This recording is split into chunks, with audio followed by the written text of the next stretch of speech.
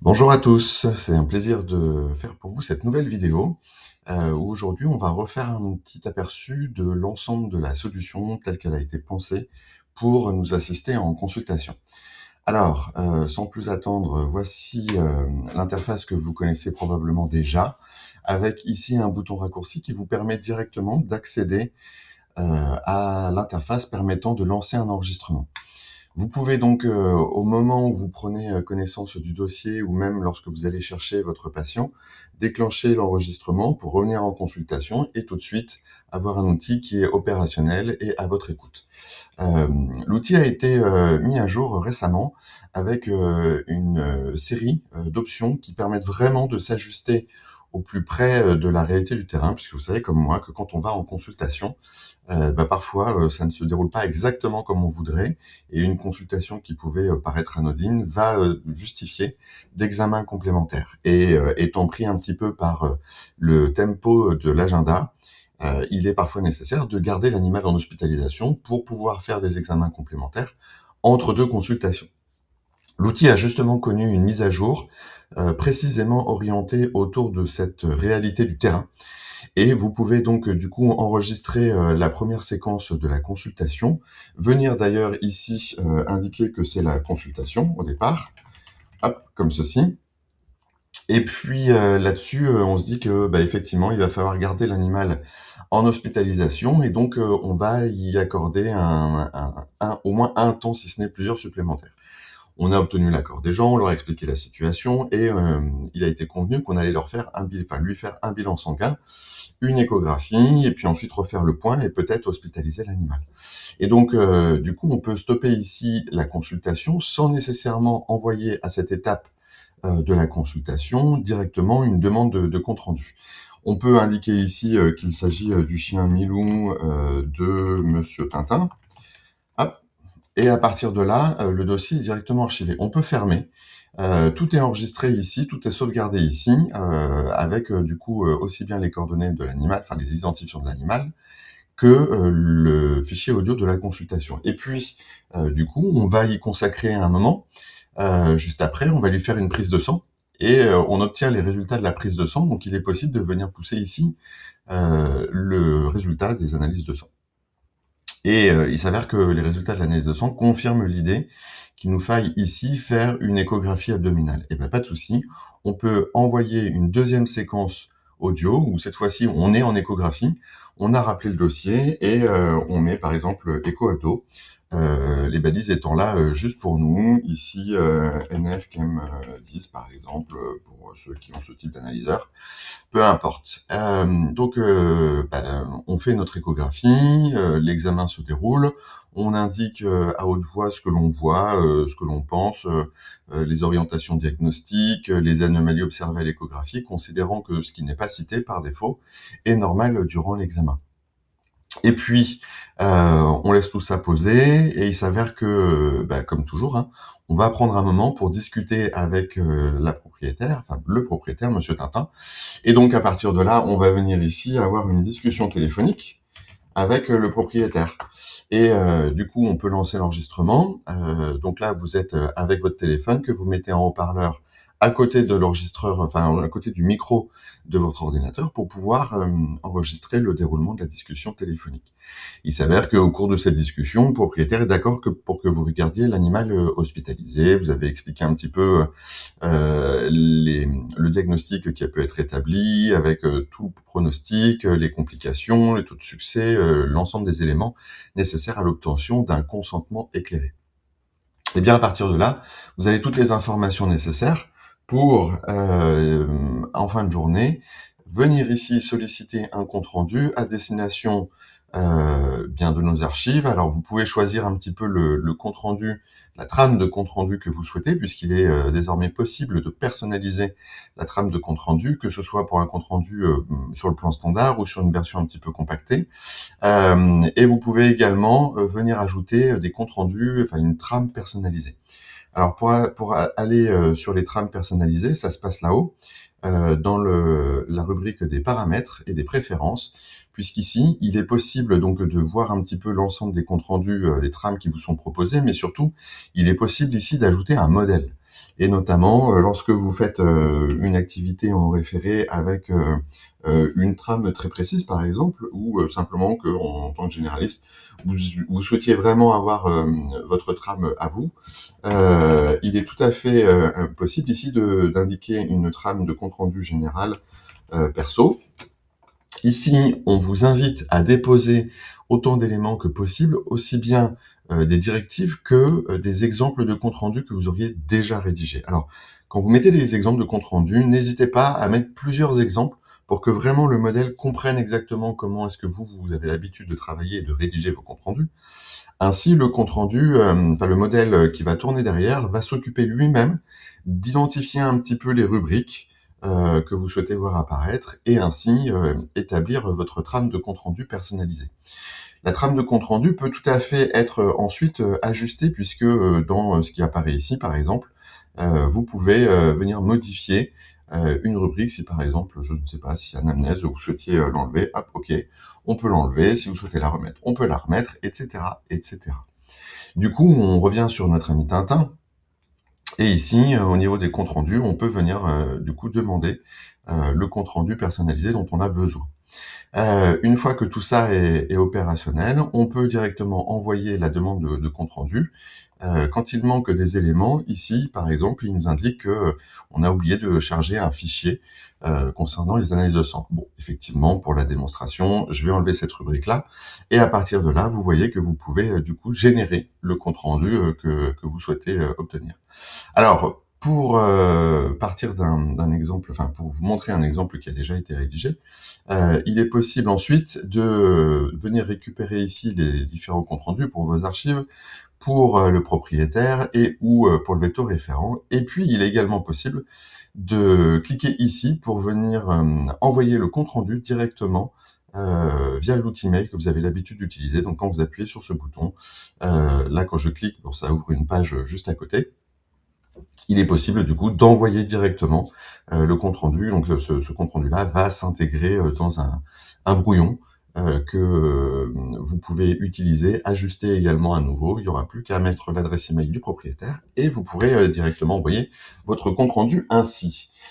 Et puis de la même manière, les outils sont toujours prévus pour s'intégrer dans l'écosystème complet, puisque, comme vous le savez peut-être ou pas d'ailleurs, il est tout à fait possible de venir ici jouer avec deux outils qui viennent en parallèle de Consult Assist. Donc Consult Assist, l'outil qui rédige les comptes rendus pour vos consultations dans la suite Office vétérinaire proposée par HVC. Il est également possible d'avoir ici un outil qui collecte les outils en amont de la consultation.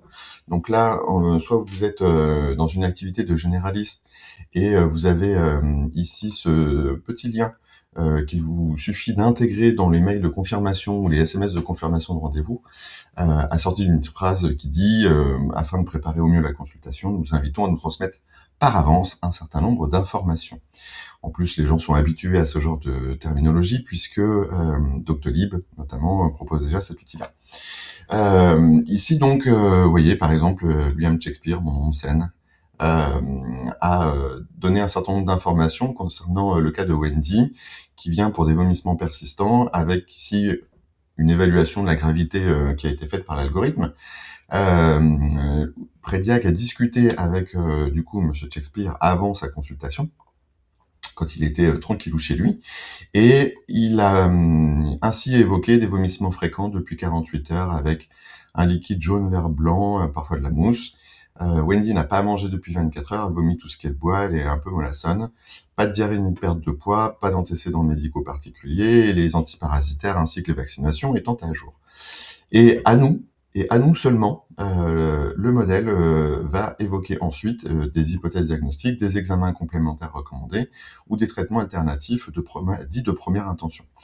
Pour les cas où en plus le propriétaire aurait glissé des documents, soit parce qu'il a récupéré son dossier médical, soit parce qu'il a pris des photos ou que sais-je, vous pouvez également, au travers de cette interface, récupérer l'ensemble des données.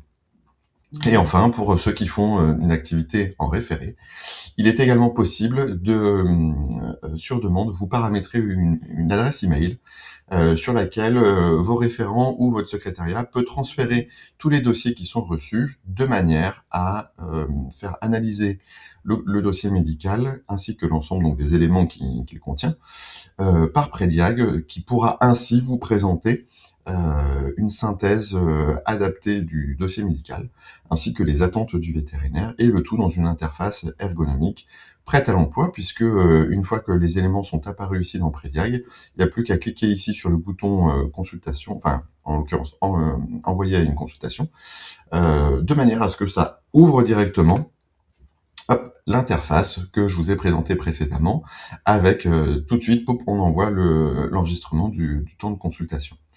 Et puis également, puisque, comme vous savez, il y a des moments où parfois les cas sont un peu touchy, ou même juste pour qu'on s'appuie sur un outil qui va nous accompagner dans l'élaboration d'une stratégie et surtout dans la rédaction de la stratégie qui va être convenue d'entreprendre avec le propriétaire.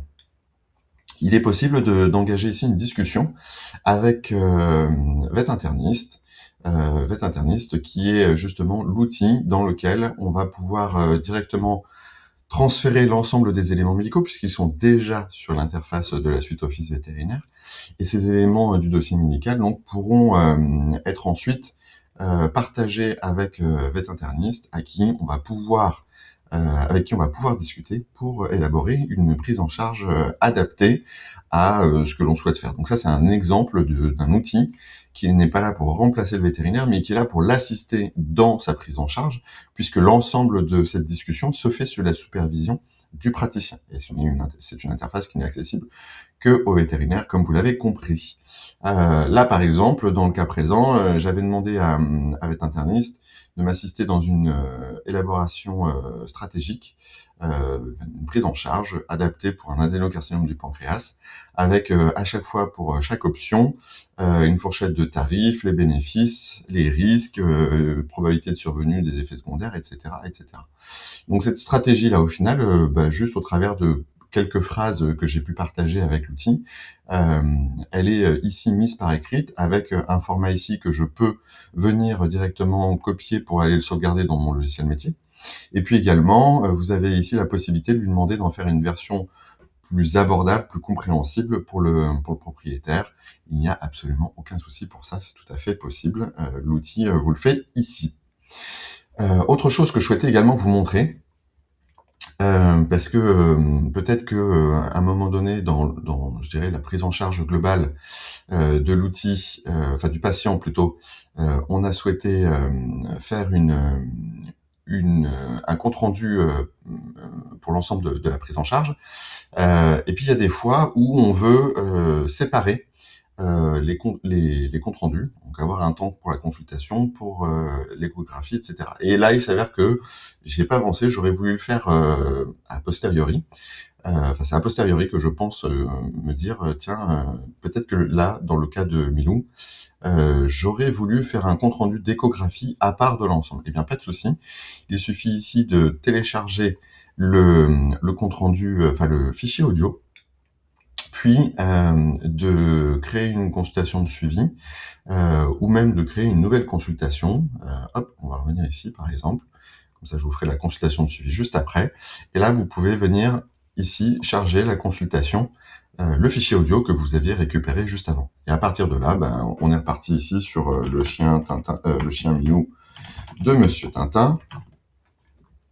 Hop, et à lui ici, je vais demander un compte rendu d'échographie abdominale. Hop, et voilà. Et du coup, on va pouvoir générer le compte rendu d'échographie de manière isolée de l'ensemble de la consultation. Et puis ce brave Milou là de Monsieur Tintin, peut-être que le lendemain, puisque je vais hospitaliser cet animal, le lendemain, je vais souhaiter refaire un compte rendu parce que de la même manière, je l'ai hospitalisé. Donc tous les matins, on fait le point sur les animaux hospitalisés. On refait un examen complet, parfois assorti d'analyse de sang, parfois assorti d'un autre examen complémentaire. Et donc, il est tout à fait possible, sur la base du compte rendu qui aura été rédigé ici à l'issue de cette première journée de prise en charge, de créer une consultation de suivi. Et ici, la consultation de suivi va me servir notamment pour l'hospitalisation. J'ai pas besoin de noter le jour 1 puisque vous voyez ici que c'est marqué suivi 1.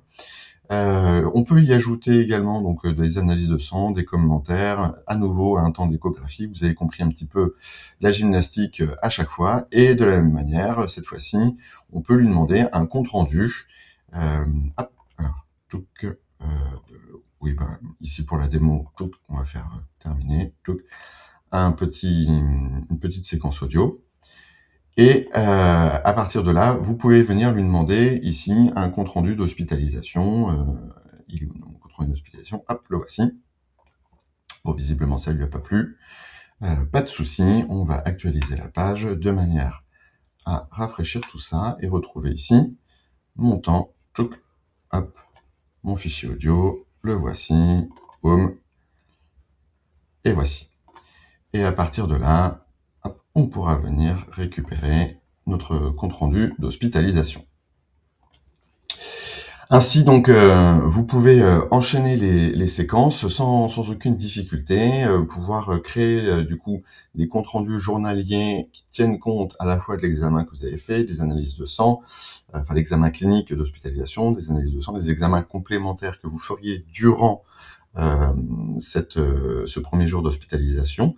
Et également, à nouveau, vous pouvez enregistrer la discussion que vous auriez avec le propriétaire par téléphone pour avoir un compte-rendu journalier d'hospitalisation qui soit le plus exhaustif possible, avec toujours cette même flexibilité pour pouvoir vous adapter en fonction de la situation. Si vous voulez un compte-rendu global ou un compte-rendu par étape, en sachant que vous pouvez avoir les deux, vous l'avez bien compris, à la fois un compte-rendu global plus des comptes rendus dédiés sur des temps bien isolés de la prise en charge.